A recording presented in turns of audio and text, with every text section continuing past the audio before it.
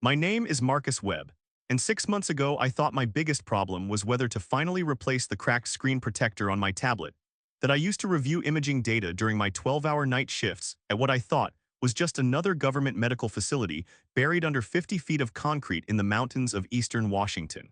I was 28, working nights as a diagnostic imaging systems technician at the Harrow County Emergency Skeletal Monitoring Center, and my world revolved around maintaining the advanced bone density scanners and digital radiography networks that processed emergency orthopedic data for hospitals across 3 states.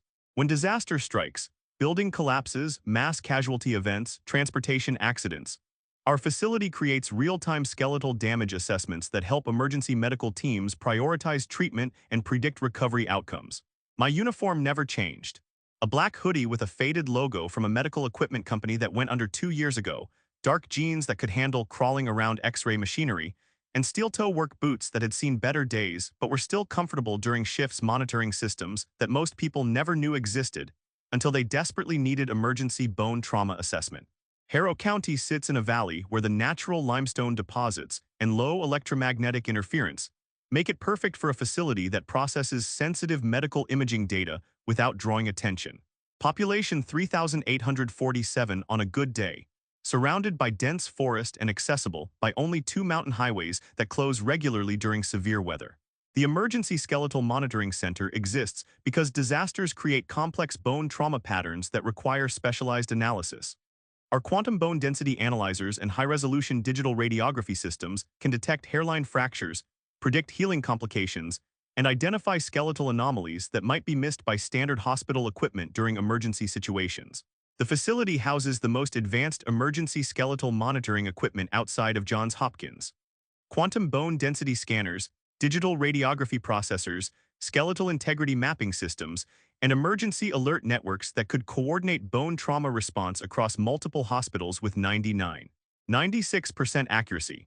My workstation consists of 8 monitors displaying real-time X-ray feeds, bone density reports, emergency trauma assessments from medical facilities, and alert systems that could notify regional hospitals when patients showed signs of skeletal complications requiring immediate orthopedic intervention. The first anomalous readings appeared 3 weeks ago during routine calibration of our emergency imaging protocols. I noticed it in the diagnostic logs from Digital Array Gamma 7, our primary emergency radiography system. The system was flagging routine bone density scans as osseous density inconsistency, even when processing the same patient multiple times within hours. Standard protocol when someone's been through trauma, stress fractures, calcium depletion, or medication effects can cause temporary variations.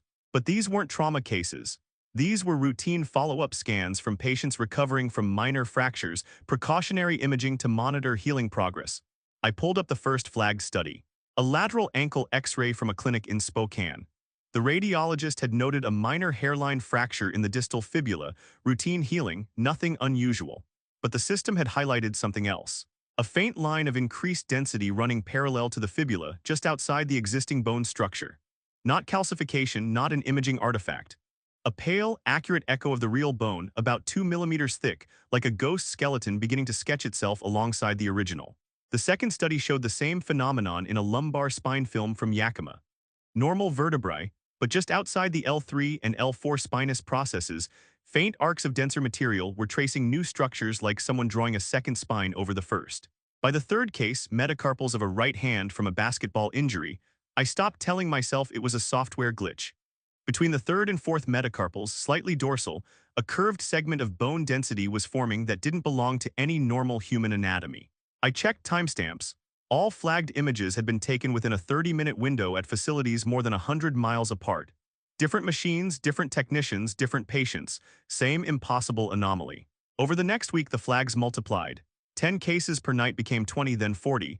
The shapes grew clearer, more defined. Extra slivers of density along ribs, pale, forked lines budding from scapulae. Faint secondary patellae shadowing the originals in knee films. Every time the system labeled them as density inconsistencies, but when I analyzed the raw pixel data, they weren't glitches. The new structures obeyed anatomical geometry, had cortical outlines and trabecular patterns. They looked like real bone beginning to organize around existing skeletal structures. The federal directive arrived at 2:17 a.m. on a Thursday, encrypted beyond anything I'd seen in my career. DHS header routed through the Emergency Biomechanical Integrity Division. Subject line. Level 5 Protocol Activation, Osseous Proliferation Event, Harrow Region. 3 bullets cut through the bureaucratic language. Do not discuss skeletal anomalies with NO-cleared personnel. All imaging staff to limit digital analysis. Analog verification only. Under no circumstances initiate IPAWS civil danger warning referencing bone growth without federal authorization. A new locked template appeared in my emergency alert system. Project OSDON Emergency Biological Hazard Warning. No content visible, just a grayed-out entry requiring clearance I didn't possess. My diagnostic console chimed with a tone I'd never heard, low, insistent, reserved for truly unprecedented pattern detection. The alert didn't show a normal case number, just Project OSDON Cluster Detected Harrow County Regional. 23 imaging studies from the last 4 hours, all from local facilities, all flagged. But these weren't subtle density variations anymore. New bone was actively forming. One film showed a forearm with a graceful secondary radius curving along the ulna like organic scaffolding. Another revealed delicate, branching densities running between ribs. A chest X-ray displayed horn-like protrusions emerging from the iliac crest. Before I could process what I was seeing, every speaker in the facility screamed with the emergency alert tone. My phone lit up, vibrating against the console. All monitors flashed white, then settled into emergency red. A message composed itself in the alert window, letter by letter, faster than any human could type. Emergency alert. Your skeleton is growing new bones. Do not attempt self-examination. Do not trust medical personnel. Remain calm, this is not a test. Through the security cameras, I watched lights coming on throughout Harrow County as the alert reached every device in 3 counties. In the facility's primary imaging chamber, a figure that looked exactly like me stood at the quantum bone scanner.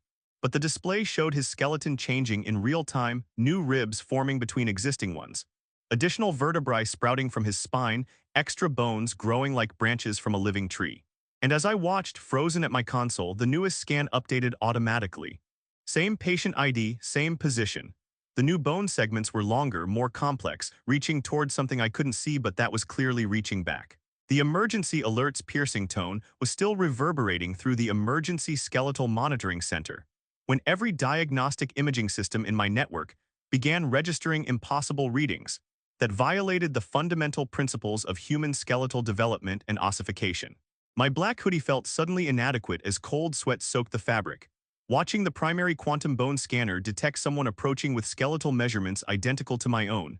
Not similar, not family-related, but exact matches down to the microscopic trabecular patterns that encoded my bone density history. Through camera R01, I could see him standing at the scanner, wearing my face, but with eyes that held a serene satisfaction I'd never felt as his skeleton underwent systematic reconstruction in real time. When he looked directly at the camera, the smile he gave was mine, but stretched just a few degrees too wide. Like someone had learned to arrange my features without understanding the muscular tension that should support them. Control, this is Marcus Webb at Imaging Station Alpha, my own voice said calmly through the intercom system. We've got multiple osseous proliferation events in progress. I need elevated access to the core skeletal databases. I stared at my console, the live microphone indicator stubbornly dark, my hands motionless on the keyboard. I hadn't spoken a word. The real-time skeletal display showed his bone structure in wireframe. But the framework was expanding, new ribs forming between existing ones with proper cortical outlines and trabecular patterns. Additional vertebrae sprouting from his spine like organic scaffolding. Extra bones growing with the organized architecture that nature takes millennia to evolve. Under the normal readout, amber text flickered. OSDON signature detected. The county emergency radio network erupted with panic chatter from medical personnel trying to understand what they were witnessing. Dr. Sarah Chen from Harrow General's emergency room cut through the static, her voice strained and disbelieving. Emergency Coordination Center, I've got multiple patients presenting with palpable bone growth. One child's metacarpals elongated by 3 centimeters in 20 minutes. Can you confirm some kind of imaging system malfunction? Paramedic Rodriguez's response came from the field, his professional composure cracking. Doc, I just transported a construction worker with what looked like extra ribs pushing through his skin. The bone is forming with proper marrow cavities. This isn't tumorous growth, it's architectural. Fire Chief Martinez added his own bewildered report. Webb, our hazmat team responded to reports of bone fragments scattered around the old limestone quarry. These aren't fragments, they're complete skeletal structures with joint surfaces and everything, but they don't match any known anatomy. Some look human, some look like nothing evolution ever designed. Before I could respond, my secure communication system chimed with an encrypted federal transmission. The sender showed DHS Emergency BIOMECHANICAL Integrity Division with a priority classification that made my clearance warnings flash red. Marcus Webb, Harrow County, ESMC. Project Ostean Osseous Proliferation Test proceeding as planned. Continue skeletal monitoring. Do not interfere with osteogenic protocols. Federal Coordination Team en route. Agent H. Reeves, DHS. The timestamp showed the message had been sent 12 hours before the proliferation events began, which meant someone had known this was going to happen and had planned for me to witness it. My secure line rang with a priority tone that seemed to resonate in my bones. I answered with hands that wouldn't stop shaking. "Webb," I managed. A calm male voice with a clinical edge came through, overlaid with the faint hiss of classified filters. "Mr. Webb, this is Special Agent Harold Reeves, Emergency Biomechanical Integrity Division. Project Ostean Lead on-site. We are tracking a Level 5 osseous proliferation event centered on your facility." His tone carried the weight of someone who'd seen this before. "What the hell is osseous proliferation?" I asked, watching my own skeleton expand in impossible ways on multiple security feeds. Short answer. "Something has learned to build you better," Reeves said. Long answer is restricted above your clearance, but considering you just watched your own skeleton grow new structures, I'll give you more than most get. You're seeing osteogenic parasites, skeletal organisms that don't have fixed anatomical forms until they find a host pattern. They don't copy your bones like a cast, they improve them, learning to refine their architecture with each quantum scan. The Project Ostean documentation updated itself on my terminal, new sections appearing as I watched. Phase II results. Subjects exposed to osteogenic parasite proximity experience progressive skeletal enhancement. Initial symptoms include increased bone density and localized ossification centers, followed by supplementary bone formation with proper cortical development, then complete structural redesign while maintaining original skeletal function and tissue integration.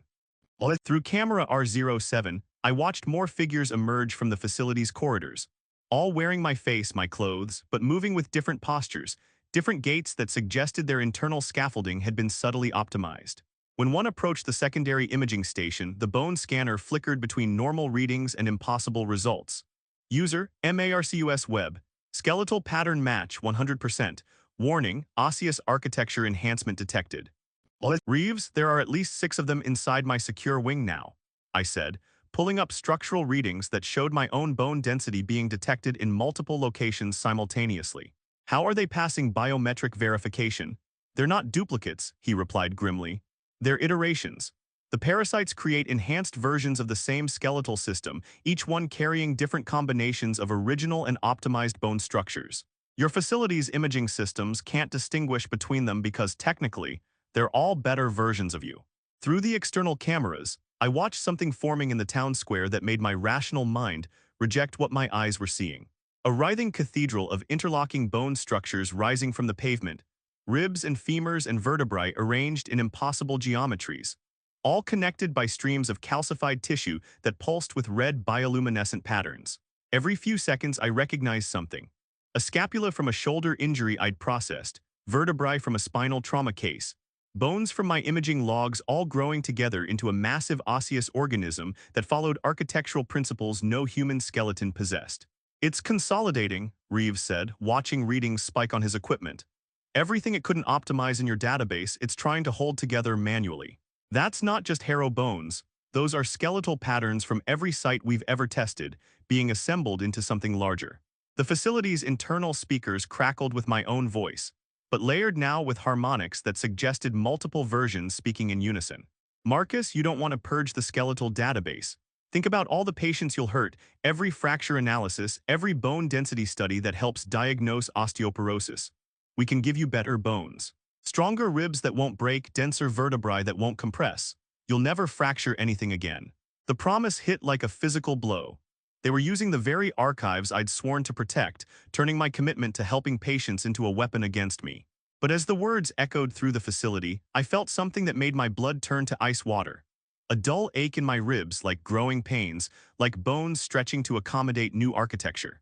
I looked down at my hands and saw faint lines under the skin-pale traceries that followed my metacarpals but extended just beyond them, like ghost bones sketching themselves alongside the originals. That's how it hooks you, Reeves said, voice sharp with urgency. It doesn't just copy bones, it offers better ones, enhanced skeletons that won't break, won't age, won't fail. But the improvements come with a price. You stop being entirely human. A countdown timer appeared on my console that I hadn't activated: 0823, 0822, 0821. 8 minutes until something in the project's automated failsafes made the decision for me. My hands hovered over the emergency purge controls, the command prompt waiting. Confirm full skeletal database purge, YN. Through the cameras, I watched more versions of myself moving throughout the facility, each one carrying different skeletal enhancements, different bone structures, different versions of what Marcus Webb could become if his skeleton was redesigned by something that understood structural engineering better than evolution did. But the choice was already being made for me. The ache in my bones was spreading, and I could feel new ossification centers forming along my ribs, my spine, my limbs. The osteogenic parasites weren't just in the facility, they were in me, using my quantum scan skeleton as a template to build something stronger, something better, something that was no longer entirely human. The cursor blinked between Y and N while my steel-toe boots felt suddenly heavy against the concrete floor. And I realized that whatever choice I made, I might not be the same Marcus Webb who lived with the consequences. The parasites were already rewriting my skeletal architecture from the inside out, and the timer was counting down to a decision that would determine not just my fate, but the fate of human anatomy itself. The countdown timer reached 7:47 when my console chimed with an unauthorized file access notification that bypassed every quantum-encrypted security protocol our facility had ever implemented. The dull ache in my ribs intensifying as new ossification centers formed along my sternum with each breath. My black hoodie clung to my back with cold sweat as a new directory materialized on my screen like digital bone cancer. OSDON Archive 01, pulsing with data that shouldn't exist in any federal database. Against every instinct screaming at me to leave classified data alone, I opened the folder, feeling faint lines beginning to trace themselves beneath the skin of my hands like roadmaps of bones that didn't exist yet. Inside lay 40 years of horror. Project OSDON Historical Incidents, containing files from medical facilities that had experienced unexplained skeletal anomalies before being quietly decommissioned, and their staff relocated under new identities. Millbrook Medical Center, Oregon, 1983. Where patients' bones began growing supplementary structures until their ribcage became birdcage-like frameworks that couldn't support human physiology.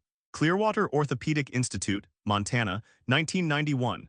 Where radiologists discovered their own skeletons were being rewritten each time they operated the X-ray equipment. Additional vertebrae sprouting between existing segments like organic scaffolding. Riverside Bone Research Facility, Washington, 1998. Where the entire staff underwent voluntary skeletal enhancement that left them structurally optimized but no longer entirely human. Each incident followed the same pattern: enhanced bone formation, structural optimization, human skeletal architecture being systematically replaced with something more efficient but fundamentally alien. Marcus. The voice came from behind me, not through the intercom but from the doorway itself. I spun around to find Agent Harold Reeves standing at the threshold, but he looked different from the voice on the secure line. Older, more weathered, with eyes that carried the exhaustion of someone who'd watched too many people's bones betray them. Mid-40s, graying hair, tactical jacket with a subtle DHS patch, and 2 men in matte black gear flanking him, carrying cases that hummed with internal electronics. They hesitated at the doorway like they were afraid to enter the room where human skeletal architecture was being systematically rewritten. What made my newly aching bones throb with recognition was how all 3 men moved with subtle differences in their gait. Posture slightly too perfect, spines optimized for better load distribution, movements just fluid enough to suggest their joints had been lubricated with something more efficient than synovial fluid. "The real Agent Reeves," he said, noting my confusion, his voice carrying a slight resonance that suggested his vocal cords had been structurally enhanced. "My secure communications were compromised. They've been feeding you disinformation through my voice, trying to keep you paralyzed between impossible choices." He glanced at the blinking YN prompt, then at my hands, where pale ridges were now visible beneath the skin like ghost bones sketching themselves alongside the originals. Classic osteogenic parasite strategy: offer you better bones while the real integration slips past your conscious awareness. He moved to my console and plugged in a secure drive, his movements slightly too fluid, like his skeleton had been redesigned for optimal efficiency. New files cascaded across my screen, marked with clearance levels that made my previous access look primitive. Project OSTEON entity classification appeared first. Osteogenic parasites are structural organisms that exist in the quantum spaces between calcium and phosphate matrices. They require hosts capable of complex skeletal architecture and active bone remodeling. They manifest by optimizing existing bone structures rather than replacing them, making their influence nearly impossible to detect without specialized quantum bone density analysis. Every time we taught machines to see bones, Reeves explained, and when he turned his head I caught a glimpse of additional vertebrae in his neck, subtle but unmistakable. We built doorways for them. Quantum bone density scanners, digital radiography processors, skeletal integrity mapping. All of it created pathways for something on the other side to learn what skeleton looks like in our reality. The control room door shuddered with a massive impact that sent hairline cracks spreading across reinforced steel. "Marcus, you have corrupted the archive." Dr. Harrison's voice boomed through the intercom, now layered with hundreds of other voices speaking in perfect, terrifying harmony, the voices of every patient whose bones had been optimized through her systems. "But the core patterns remain. Open this door, and perhaps we can rebuild what you've so foolishly destroyed." Reeves's face went pale, and I noticed his jawline was subtly different, more defined, like his mandible had been restructured for optimal bite force. "That's impossible. All primary hosts should be experiencing complete skeletal saturation." His fingers flew over his tablet, pulling up classified files. "Unless her integration is far more advanced than our models predicted." The Project Osteon documentation updated in real time, new sections appearing in stark red text. Primary host classification, Dr. ELARA Harrison, project lead. Entity origin. Voluntary symbiotic integration. Manifestation trigger, concentrated skeletal processing networks. "She's not a victim," Reeves said grimly, his enhanced ribcage expanding with perfectly optimized breathing. "She's the architect. The primary osteogenic parasite anchored to her skeletal system, using her position to cultivate bone enhancement across multiple sites. Every facility we've built, every test we've run, she's been feeding it, optimizing the skeletons of anyone who submitted to quantum bone scanning." Through the external cameras, I watched something forming in the town square that made my enhanced ribs ache in sympathetic resonance. A massive osseous cathedral rising from the pavement, human bones arranged in impossible geometries, all connected by streams of calcified tissue that pulsed with red bioluminescent patterns. Ribs formed flying buttresses, femurs created towering spires, vertebrae spiraled into helical columns that followed architectural principles no earthly skeleton possessed. Every few seconds I recognized something. A scapula from a patient I'd scanned, vertebrae from trauma cases, bones from my imaging logs, all growing together into a living temple of optimized human architecture. "It's consolidating," Reeves said, watching readings spike on his equipment. "Everything it couldn't optimize in your database, it's trying to hold together manually. That's not just harrow bones. Those are skeletal patterns from every site we've ever tested, being assembled into something that transcends individual human limitations." The door buckled again, and through the widening gaps, I caught glimpses of something that had once been Dr. Harrison, but now moved with the fluid grace of someone whose joints had been redesigned for perfect efficiency. Her skeleton was visible through translucent skin, not just the original human framework, but an elegant lattice of supplementary bones that created redundant support structures, enhanced leverage points, and architectural elements that made her body a living cathedral of optimized anatomy. "Come, Marcus," she said with voices that resonated through enhanced vocal structures. "Join the pattern. We can give you better bones, ribs that won't break, vertebrae that won't compress, joints that won't wear out. You'll be stronger than any human was ever meant to be." The terrifying part was how appealing it sounded. Looking at my hands, where the pale lines were becoming more defined, I could feel the promise of bones that would never break, joints that would never ache, a spine that would never curve with age. The entity wasn't offering lies, it was offering evolutionary leaps, structural improvements that would make human frailty obsolete. "That's how it hooks you," Reeves said urgently. "It doesn't come with pain and deformation. It comes with improvement, with versions of yourself that are built better than nature ever intended." The timer hit 6:30. A new tab opened on my console that I hadn't accessed. Project OSTEON Counter-Adaptation Protocol. The text was blunt. "Introduce catastrophic structural variants into master skeletal archive. Purpose: corrupt osteogenic template data, forcing parasite to adopt unstable architecture leading to structural failure." There's a third option, I said, reading the protocol details. Not purging the database, not letting them proliferate. We corrupt the blueprints instead of burning the library. Make the idea of a better skeleton so self-contradictory that anything they grow tears itself apart. Reeves looked at the protocol, his enhanced finger bones clicking against his tablet with perfect precision. That's insane. It would introduce subtle, randomized instabilities into every skeletal model. Alarms screamed across the system. Data cascaded in walls of text. Introducing randomized structural variants, updating master osseous archive, propagating instability to parasitic design NODES. The bone cathedral on the external cameras reacted instantly. Its perfect arches flexed, then twisted, as sections began to calcify in contradictory directions. Load-bearing columns developed hairline fractures as new growth sprouted at impossible angles. The ache in my ribs became sharp, jagged. The new struts along my femurs shuddered as my skeleton couldn't decide whether to follow the parasite's elegant plan or my sabotage's ugly compromise. I gritted my teeth and shifted my weight deliberately off balance, forcing my bones to adapt to imperfection. Through the cameras, I watched people in the square collapse as their burgeoning extra bones grew in conflicting directions, some sprouting inward then reversing, others twisting mid-formation.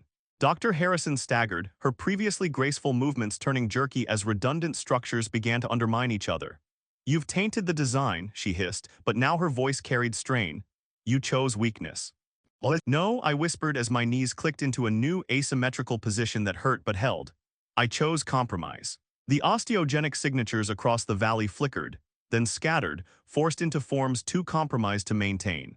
The cathedral collapsed in on itself, leaving piles of disarticulated bone that looked like they'd been grown for something else and then rejected. Project Osteon wasn't dead, but its children had been taught that following our blueprints led to unstable architecture. Somewhere, in whatever mineral network they'd crawled from, something made of bone logic was learning that human skeletons made poor templates when those skeletons refused to be perfect. I sat back in my chair, feeling every new plate, every crooked addition, every structurally questionable compromise complain in chorus. My reflection in the monitor showed a skeleton that was no longer entirely human, but wasn't entirely optimized either, a living compromise between what I'd been and what the parasites had wanted me to become. For the first time since the new bones started forming, I felt something like relief. The timer froze at 05:47, its automated protocols unable to process a choice that fell outside their parameters. The counter-adaptation protocol finished propagating through the master archive at 5:47, and for several long seconds the emergency skeletal monitoring center existed in a kind of structural limbo, where my compromised skeleton tried to decide which blueprint to obey. The parasite's sleek architectural gospel, or the corrupted human compromise I'd just infected into every model they possessed. My black hoodie clung to my back with cold sweat as I shifted in my chair and felt new ridges grinding under muscle in ways they weren't designed for. Each vertebra finding its asymmetrical place, while my steel-toe boots scraped against concrete that vibrated with the death throes of something vast learning to fail gracefully. Dr. Harrison stumbled into the control room fully now, and for the first time I saw her enhancement breaking down in real time.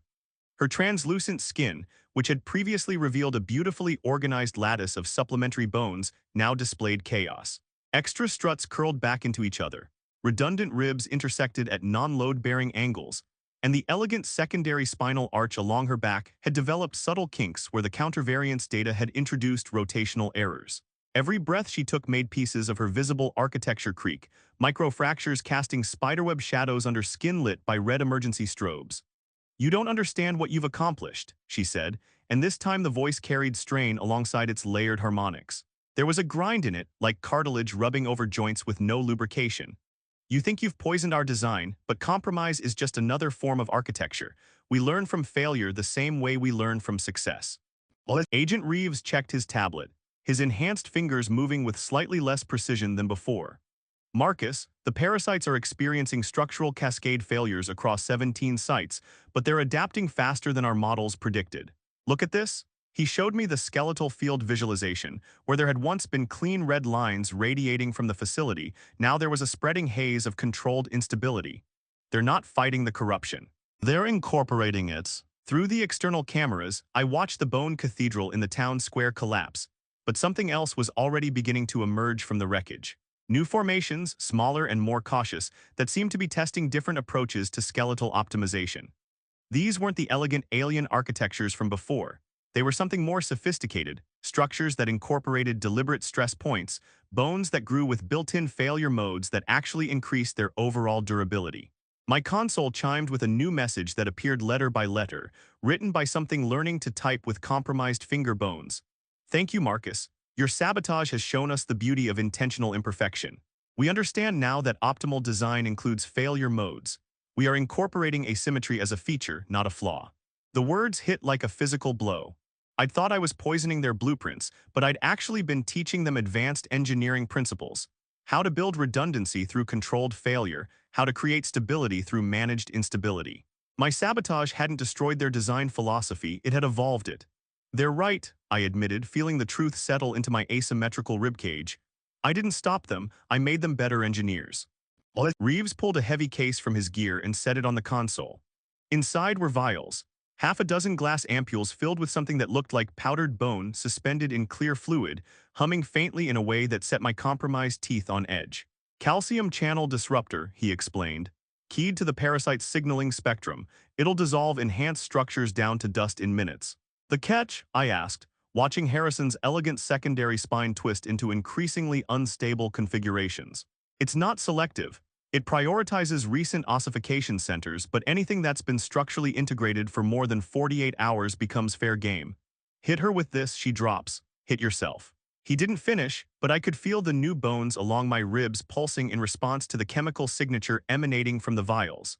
The facility's speakers crackled with a new voice, not my own, not Dr. Harrison's, but something that sounded like an entire choir of optimized vocal cords speaking in perfect harmony. Citizens of Harrow County. Project Ostian has reached maturity. We are offering voluntary skeletal enhancement to all residents. Better bones, stronger joints, architecture that will never fail. Step outside, approach the enhancement nodes, choose improvement. Through the external cameras, I watched lights coming on throughout the town as people received the invitation. But these weren't panicked emergency responses. They were curious, interested. The voice was compelling, reasonable, offering solutions to problems everyone carried in their bones: arthritis relief, fracture prevention, spines that would never curve with age. It's not coercion anymore, I realized with growing horror. It's marketing. People were emerging from their houses, walking calmly toward the new bone formations in the square. Not running in terror, but approaching with the measured pace of consumers considering an upgrade. The osteogenic parasites had learned the most important lesson of all. People would accept enhancement if it was presented as a choice rather than an infection. Phase 3, Reeves said grimly. We never authorized a Phase 3. That's entirely their innovation. Harrison laughed, a sound now broken by the grinding of misaligned joints. You see, you made us better teachers. Your resistance, your sabotage, your willingness to choose imperfection, it's made us understand what humans actually want. Not perfection imposed, but perfection offered. The countdown timer, which had frozen during the corruption protocol, suddenly resumed: 0330, 0329, 0328. But now it was counting down to something different. New text appeared below the numbers. Voluntary enhancement protocol available. Citizens may approach safely. I picked up one of the vials, feeling its weight, watching the fluid inside shimmer like it wanted to crystallize but couldn't quite commit.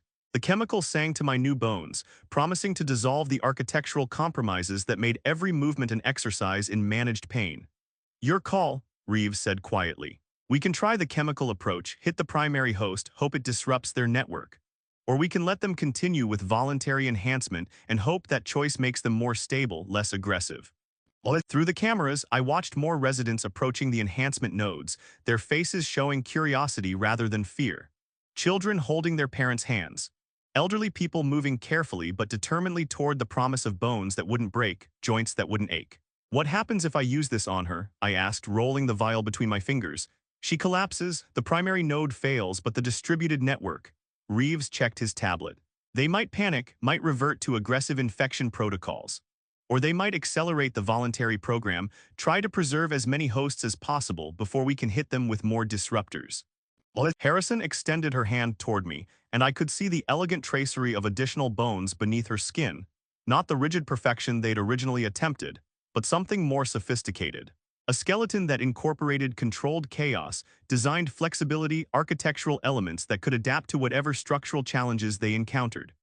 Join us, Marcus, she said, her voice carrying genuine warmth alongside the structural harmonics. not as a host to be optimized, but as a partner in designing something better than human. Your knowledge of skeletal systems, combined with our ability to optimize them, could create something unprecedented. The timer hit 3. Outside, more people were approaching the enhancement nodes, and I realized with growing certainty that none of my options would work perfectly. The chemical disruptors would create chaos but not elimination. The voluntary program would spread the parasites but potentially make them less aggressive. And doing nothing would let them perfect their approach until resistance became impossible. What if, I said slowly, we give them something else to optimize? I looked at the geological readings on my secondary monitor. The facility sat on limestone bedrock rich in calcium deposits. The same mineral foundation that had made this valley perfect for bone imaging was now showing faint traces of organized structure. The parasites weren't just working with human skeletons anymore. They're already in the rock, I said, learning to build with stone the same way they build with bone. What if we teach them to build with something else entirely? The timer showed 02:45, and through the cameras I could see the first volunteers reaching the enhancement nodes, their hands extended toward structures that pulsed with welcoming bioluminescence. Whatever choice I made, it would have to account for the fact that Project Ostian was no longer about stopping an infection. It was about guiding an evolution that had already begun. My compromised skeleton ached as I stood up, each asymmetrical bone reminding me that sometimes the best solution isn't the optimal one, but the one that survives long enough to find something better.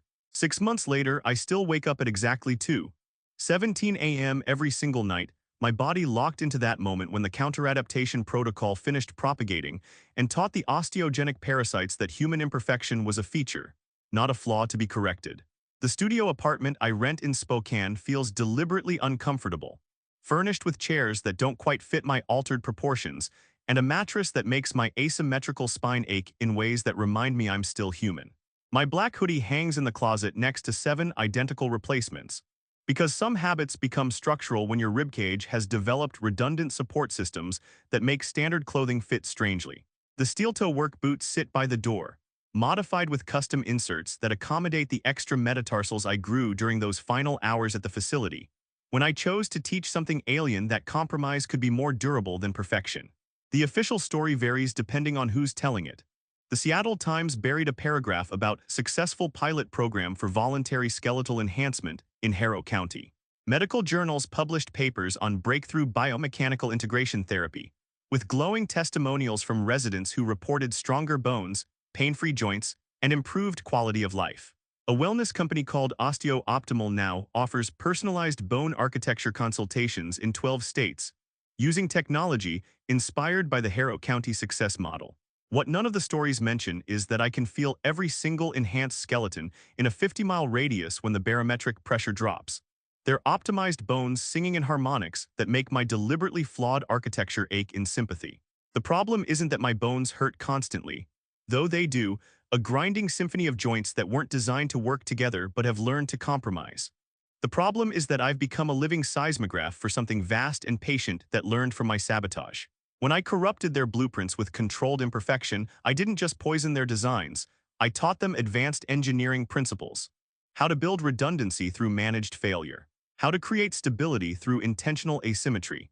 How to make structures that could adapt to whatever tried to break them. Agent Reeves calls once a month, but now our conversations have evolved beyond psychological evaluation. He's seen my reports, the patterns I've been tracking, the geological surveys that show organized limestone formations spreading through mountain ranges across the Pacific Northwest. The osteogenic parasites didn't just retreat after Harrow County, they diversified. Some continued working with human volunteers through wellness clinics and enhancement programs. Others dove deep into mineral substrates, learning to organize stone the same way they'd once organized bone. They're building something vast beneath the mountains, a continental skeleton made of limestone and human cooperation. I've become valuable in ways I never expected. My hybrid skeleton resonates with both the enhanced human bones and the organized geological structures, letting me sense their construction projects before seismic equipment can detect them.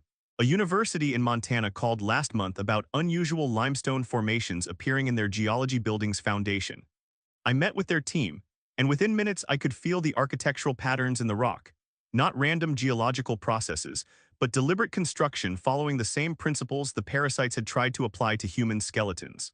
The enhancement clinics are spreading faster than the geological projects. Osteo-Optimal has a waiting list 6 months long. Their marketing is brilliant. Why live with bones that break when you could have bones that adapt? They don't mention parasites or alien architecture. They talk about biomimetic enhancement and evolutionary optimization. The before and after X-rays they show look like medical miracles, spines that will never curve with age, joints that will never wear out, ribs that could stop a bullet. My apartment walls are covered in maps showing both human enhancement centers and geological anomaly sites. The pattern is becoming clear. They're not just building randomly. There's coordination between the human-integrated parasites and the geological ones. The enhanced skeletons aren't just individual improvements. They're nodes in a vast network that spans both biological and mineral substrates. Every person who gets optimized becomes part of something larger, their bones resonating with frequencies that travel through limestone deposits and enhanced human frameworks alike. Sometimes, late at night when the Spokane rain hits my windows, I can feel the whole system humming.